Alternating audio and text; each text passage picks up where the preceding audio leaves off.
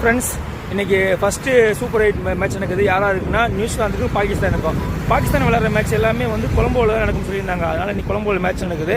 ஓகேங்களா, ரெண்டு டீமோட இப்போ பாசிட்டிவ் நெகட்டிவ் பார்க்கலாம். ப்ளஸ் யார் வின் பண்ணுவா, யார் வின்னிங் சான்ஸ் அதிகம், யார் எங்கே முக்கியமான பிளேயர்ஸ் யார், இதை பற்றி எல்லாமே ஃபுல்லாக பார்க்கலாம். ஓகேங்களா, ஓகே, நான் உங்கள் பிரகாஷ். ஓகே ஃப்ரெண்ட்ஸ், ஆக்சுவலாக இன்றைக்கி நியூசிலாந்துக்கு பாகிஸ்தானுக்கு மேட்ச் நடக்குதுல்ல. இந்த மேட்ச் ஈவினிங் 7 மணிக்கு ஃபஸ்ட்டு சூப்பர் 8 ஸ்டார்ட் ஆகுது. ஓகேங்களா, ஃபஸ்ட்டு பாகிஸ்தானை பற்றி பேசலாம். பாகிஸ்தான் ஃபஸ்ட்டு மேட்ச் ஏதோ தட்டு மாதிரி ஜெயிச்சுட்டு வந்தாங்க. அதுக்கப்புறம் செகண்ட் மேட்ச் தேர்ட் மேட்ச் கொஞ்சம் ஓரளவுக்கு டஃப் கொடுத்தாங்க. நம்ம பழக்கம் போல் இந்தியா கூட அவங்க மண்ணை கவிட்டாங்க. எப்பயும் போல் நடக்கிறதா இந்த சூப்பர் 8 வந்துட்டாங்க. சூப்பர் 8 ஃபஸ்ட்டு மேட்ச் நியூசிலாந்து நடக்குது. ஓகேங்களா, பாகிஸ்தானில் ப்ளஸ் பாயிண்ட் என்னன்னா ஓப்பனிங் பேட்ஸ்மேன் ஃபர்கான் இருக்கார்ல, அவர் போன மேட்ச் செஞ்சுரி அடிச்சிருக்காப்புல. ஓகேங்களா, அவர் இதுக்கு முன்னாடி ஒரு 50 போட்டிருந்தாப்புல. நம்ம ஊரையும் ஒரு ஆல்மோஸ்ட் நல்லா தான் விளையாடாரு. இப்போ ஸ்டார்ட் பண்ணாப்புல கொஞ்சம் அவுட் ஆகிட்டாரு. ஓகேங்களா, பட்டு அவர் நல்லா விளையாண்டு பவர் பிளே வரைக்கும் ஆடிட்டாருன்னா பாகிஸ்தான் நல்லா ஸ்கோர் போஸ்ட் பண்ணிடுவாங்க. பாகிஸ்தான் பவுலிங் கொஞ்சம் ஓரளவுக்கு நல்லா வச்சிருக்காங்க. ஓகேங்களா, ஆனால் அவரை அவுட் பண்ணிட்டாங்கன்னா அதுக்கப்புறம் பாகிஸ்தான் டீமே கிடையாது, அந்த அளவுக்கு போயிட்டு இருக்கு. அப்புறம் சைபாய் அவன் இப்போ தான் சுற்றுவான், ஒரு 6 தான் அடிப்பான், இல்லைனா அவுட் ஆயிடுவான் அந்த மாதிரி. அப்புறம் சல்மான் ஆகா கேப்டன், அவர் அப்படின்னா அவர் ஏதோ கொஞ்சம் அடிப்பாப்புல. இவங்க 3 பேர் நம்பி தான் பேட்ஸ்மேன் டீம் இருக்குது. ஸோ மறக்காதீங்க மக்களே, இவங்க 3 பேரில் யாராவது ஒரு நல்லா விளாண்டா மட்டும்தான் டீம் ஓகே அப்படின்ற அளவுக்கு இருக்குது. அதே மாதிரி ஆல்ரவுண்டர் பார்த்தோம்னா யார் நம்ம சைன் அஃப்ரிடி அவர், அப்புறம் தாரிக்கு, இவங்கெல்லாம் கொஞ்சம் பேட் பண்ணுவாங்க. நியூசிலாந்தை கம்பேர் பண்ணும்போது பாகிஸ்தான் பேட்டிங் கொஞ்சம் வெரி கம்மி தான். ஸோ இதுதான் நம்ம இப்போ போயிட்டுருக்கு. இப்போ நியூசிலாந்தை பார்க்கலாம். நியூசிலாந்தை பார்த்தோம்னா 11 பேருமே செம்ம ஃபார்மில் இருக்காங்க. ஓப்பனிங் பேட்ஸ்மேன்லேருந்து 10வது பேட்ஸ்மேன் வரைக்கும் செம்ம ஃபார்மில் இருக்காங்க. 9 பேட்ஸ்மேன் இருக்காங்க அவங்க டீமில். ஸோ எல்லாமே செம்மையாக பிளான் பண்ணியிருக்காங்க. நல்ல பேட்ஸ்மேன், நல்ல டீம் வச்சுருக்காங்க. இந்த மேட்ச் கொலம்போவில் நடந்தாலும் நியூசிலாந்து கொலம்போ பிச்சு எப்படி இருக்கும் எல்லாமே அவங்க ஆல்ரெடி பார்த்துருக்காங்க.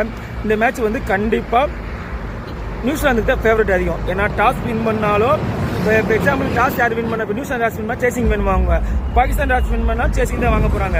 ஓகேங்களா, ஆனால் யார் டாஸ் வின் பண்ணாலும் ஓகேங்களா பிரச்சனையே இல்லைன்னு சொல்லி நியூசிலாந்து நினைப்பாங்க. நியூசிலாந்துக்கு ஃபர்ஸ்ட் பேட்டிங்னாலும் ஓகே, செகண்ட் பேட்டிங்னாலும் ஓகே, அவங்க அந்த மாதிரி டீம் வச்சிருக்காங்க. இதில் பொறுத்தவரைக்கும் வின்னிங் சான்ஸ் பார்த்தோம்னா 70% நியூசிலாந்து, 30% பாகிஸ்தான்.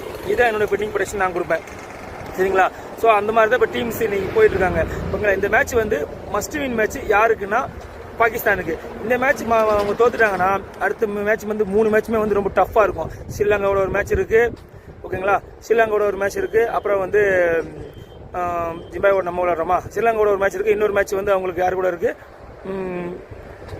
வெஸ்ட் இண்டீஸ் நம்ம விளையாடுறோம். சரி, ஸ்ரீலங்காவோட ஒரு மேட்ச் இருக்குது. அதுக்கப்புறம் அடுத்த ஃபர்தர் நான் சொல்கிறேன் எப்போ மேட்ச் இருக்குன்னு. ஓகேங்களா, ஸோ பாகிஸ்தானுக்கு இந்த மேட்ச் அவங்க வேறு குரூப்பில் இருக்காங்க. பாகிஸ்தான் நம்ம குரூப்பில் கிடையாது, நல்லா யோசிச்சுக்கோங்க. நம்ம குரூப்பில் அவங்க இருந்தாங்கன்னா அது நம்மளுக்கு இப்போ பாசிட்டிவாக இருக்கும். பட் நம்ம குரூப்பில் இல்லை, அவங்க வேறு குரூப்பில் இருக்காங்க. ஓகேங்களா, ஸோ நம்ம குரூப்பில் சவுத் ஆஃப்ரிக்கா இருக்காங்க. அது நம்மளுக்கு நாளைக்கு மேட்ச் நடக்குது. அது ஆல்ரெடி நான் வீடியோ போட்டிருக்கேன். அந்த வீடியோ உங்களுக்கு ஆல்ரெடி நேற்று நான் போஸ்ட் பண்ணுறேன். நீங்கள் வேணால் அந்த வீடியோ பாருங்கள். உங்களுக்கு அந்த வீடியோ பார்க்கும்போது உங்களுக்கு தெரியும் அது பாசிட்டிவ் நெகட்டிவ் என்ன போட்டிருக்கேன். நியூசிலாந்தில் மெயின் பாசிட்டிவ் என்னன்னா opening batsman dim Seifert and Finn Allen, அவங்க 2 பேருமே செம்ம ஸ்ட்ராங்காக இருக்காங்க. 2 பேரில் யாராவது ஒரு ஆளுக்கு மாட்டிக்கிச்சுனாலும் மினிமம் 200 போஸ்ட் பண்ணிடுவாங்க. அதே மாதிரி பிலிப்ஸ் சொல்லவே வேணும். அந்த அளவோட உடம்பு ஹைட்டுக்கு அடிச்சாருன்னா பால் எங்கேயோ தென்னமரத்தை ஹைட்டு போகுதுங்க.